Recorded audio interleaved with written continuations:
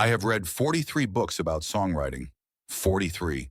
And I am not proud of that number. I started reading them because I was stuck, and I thought the answer was hiding somewhere between two covers.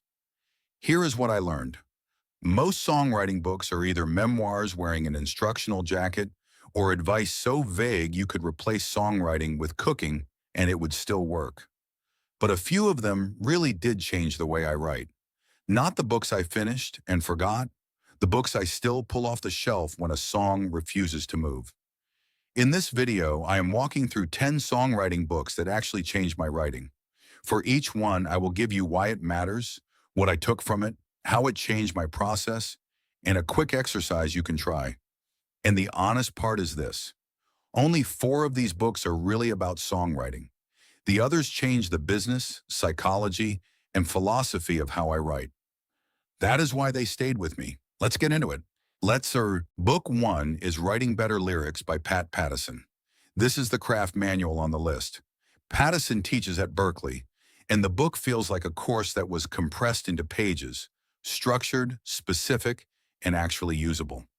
The idea that changed me was internal rhyme as architecture. Not just rhyming the last word of each line, but using rhyme inside the line to create momentum. A rhyme can be decoration, but it can also be a beam holding the line up. The other major lesson was metric consistency.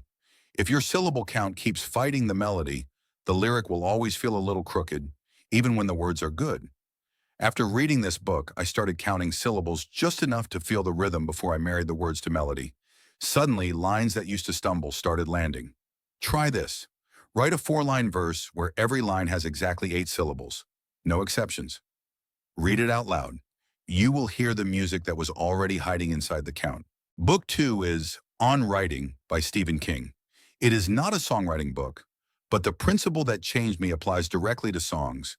The first draft is for you, and the second draft is for everybody else.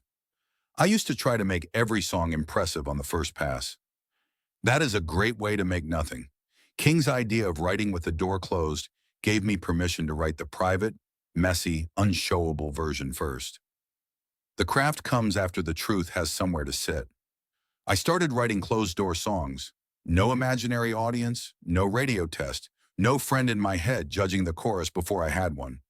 Then, after the material existed, I could open the door and rewrite with a listener in mind. The quality of my output changed because the first draft stopped needing to be presentable. Try this. Write a song nobody will ever hear. Not your friends, not your audience, not even the best version of you. Get the ugly, honest pass out first, then rewrite it for someone else. Book 3 is The Songwriter's Tree by Gary E. Bolin. The framework is simple.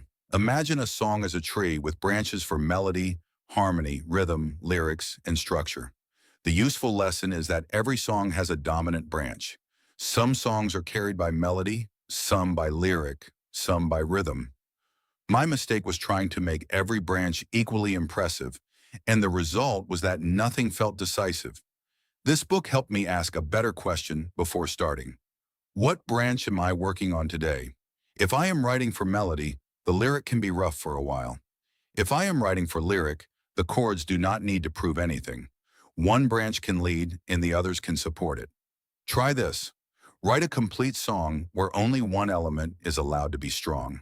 Make the lyrics genuinely good and let the melody be plain. Then do the opposite. You will find out which branches you naturally trust and which ones you have been over-decorating to hide. Book 4 is This Business of Songwriting by Alan and Robbie Friedman. This is the book I wish I had read in year 1 because it is not about making the song better. It is about understanding what happens after the song exists. Before reading it, I barely understood how songwriters got paid. I thought if you wrote a song and somebody recorded it, you got credit and maybe money appeared. The real system is more specific. Performance royalties, mechanical royalties, publishing splits, master splits, sync licensing, PRO registration, and split sheets. That sounds dry until you realize it decides whether your work can actually support you. After this book, I started keeping split sheets for collaborations, registering songs properly, and separating publishing from recordings in my head. That is not romantic, but it is respectful to the work. Try this. Pick 3 songs you care about and research how royalties would flow if they were streamed, played on radio, or placed on TV.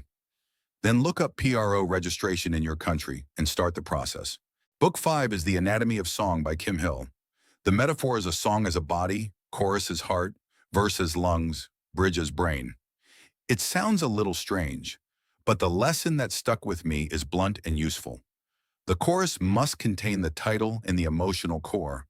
If the chorus does not carry both, it may be a pre-chorus that forgot its job. This rule fixed a lot of songs I was struggling with. I had choruses that sounded bigger than the verse, but they were not actually telling the listener where the song lived. After this book, I started treating the title as an anchor. It does not always have to be the first word, but it needs to arrive early enough that the listener knows, oh, this is the center. Try this. Take your current title and put it in the first 4 seconds of the chorus.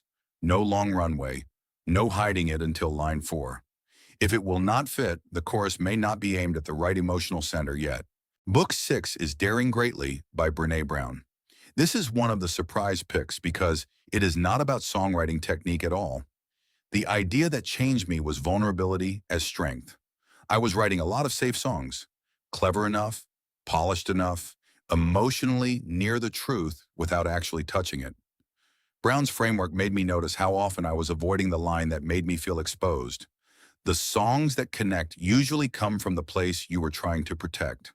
That does not mean every song needs to be a diary entry, and it does not mean trauma equals quality.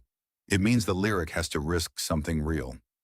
After reading this, I started asking, what am I trying not to say? That question made the writing less impressive and more alive. Try this. Write 5 sentences that start with, I am afraid to admit. Pick the one that makes your body tighten a little. Do not make it poetic yet. Just tell the truth plainly. Then build the song around that pressure. Book 7 is Steal Like an Artist by Austin Kleon. The lesson that helped me was that creativity is combination, not pure invention. I used to be anxious about sounding derivative, which is funny because anxiety about originality usually makes you write more generically. This book reminded me that every song comes from things you have absorbed: records, conversations, books, streets, mistakes, jokes, heartbreaks, chord shapes, production habits, and tiny details you did not know you saved. The craft is not pretending you came from nowhere. The craft is combining influences honestly enough that the result could only come through you. After reading it, I started making influence maps instead of waiting for untouched ideas. Try this. Choose 3 non-songwriting influences: a film scene, a painting, a childhood memory, a sentence from a book. Write down what each one gives you: color, mood, pacing, attitude.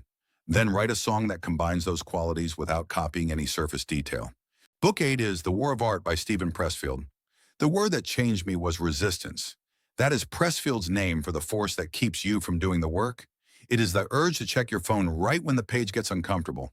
It is suddenly needing to reorganize your plugins, your notebooks, your room, or your entire identity before writing one line. Naming it helped because resistance often disguises itself as reason.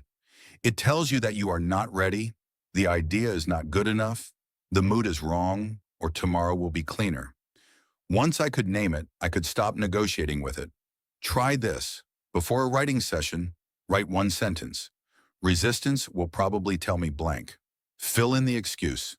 Then set a timer for 20 minutes and write anyway. The point is not to feel inspired. The point is to prove that the feeling does not get to vote. Book 9 is The Elements of Style by Strunk and White. It is not a songwriting book, but it sharpened my lyrics because it made me ruthless about unnecessary words.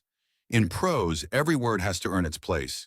In lyrics, that is even more true, because every word also has to survive melody, rhythm, breath, and repetition.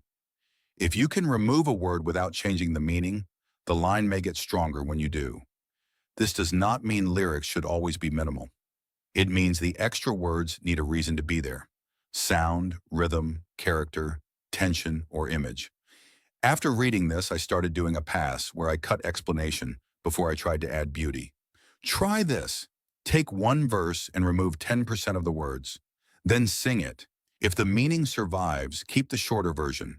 If it loses too much, add back only the words that carry weight. Book 10 is Songbook by Frank Sinatra. This is not an instructional book in the usual sense, but reading about Sinatra's relationship to songs changed how I think about interpretation.